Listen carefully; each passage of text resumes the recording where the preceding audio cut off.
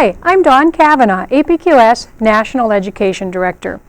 We get asked a lot of times how to begin and end a line of stitching, especially when that line might be in the middle of nowhere where you aren't joining two lines together.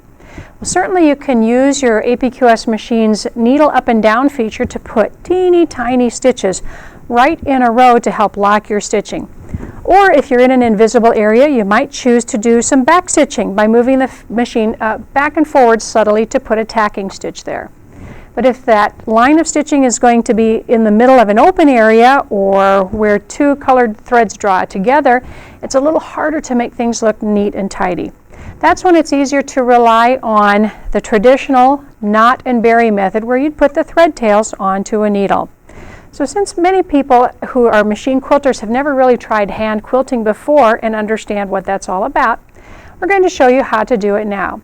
So I'm going to stitch a line of stitching with the APQS Freddy in front of me, and we will bury its beginning and ending stitches. So I'll refocus the camera so that you can see it, and we'll give it a shot.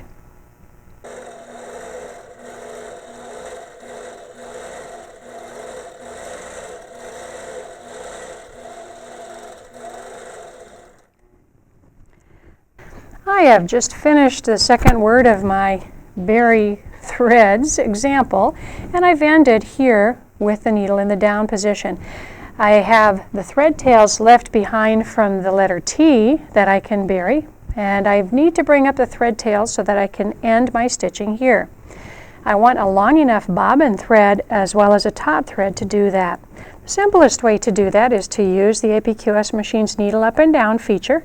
I'll bring the needle up, move the machine away so that you can grab the top thread, come back to that same location, and take another stitch right where you ended the first one. So I have a loop of the top thread right here in my hand. Now as I move the machine away again, I'll be able to pull up a loop of the bobbin thread. Now I've put in two different colors, a red and a blue, so that you can see them here. There they are. And I want to pull out a long enough loop or thread tail before I cut it to make sure I've got plenty of thread.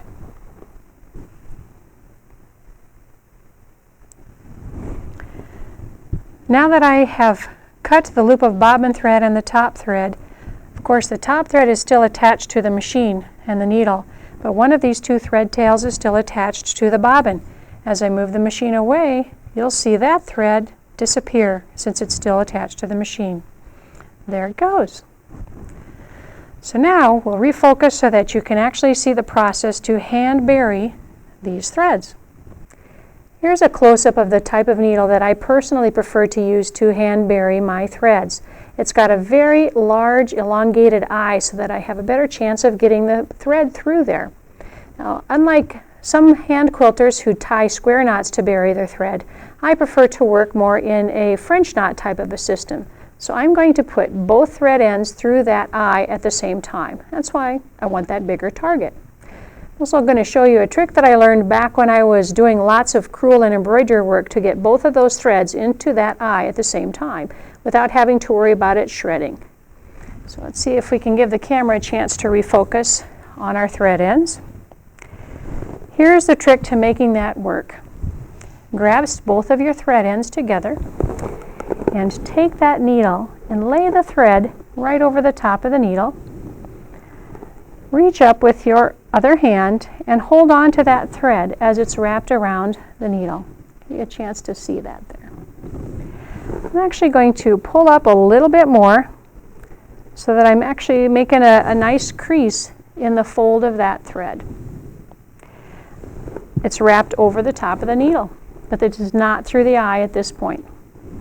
I'm going to slide the needle out, leaving that folded thread pinched between my fingers. Now as I pinch those tightly between my fingers, I'll take that needle and rotate it so that the eye is perpendicular to the threads, and I'm going to saw that eye back and forth through my fingertips, holding that thread. As I do, see if I can turn it enough for you to see, both of those thread loops have pulled themselves right through the eye of the needle. So I can grasp them and very quickly get it loaded with both threads at the same time. Pretty slick, huh? Now, of course, I'm left-handed, so I know that will be awkward for some of you. You'll have to reverse this a little bit in your mind. And I'll try and make sure that I keep my hands out of the way for the camera to see. So we are going to create a French knot style of quilting at the end of this thread. I'm going to pretend that my thread and my needle are now exiting the quilt rather than stabbing down in. I'm going to take the thread that's coming out of the quilt and wrap it 3 or 4 times around the tip of the needle. See if I can hold that enough that you can see that. There we go. You'll need to wrap it a few more times if the thread is very, very thin. So reach up, grab a hold of the thread that's wrapped around that needle, and this time slide the needle and the thread tails all the way through that wrapped section. As you do, you'll end up pulling tautly and you'll end up forming a knot. See if I can get it just right. Yeah, there it is. It's a little darker spot right there. Just created a knot on the wrapped thread. Of course, sliding it a little closer would get it closer to where you've entered and exited the fabric.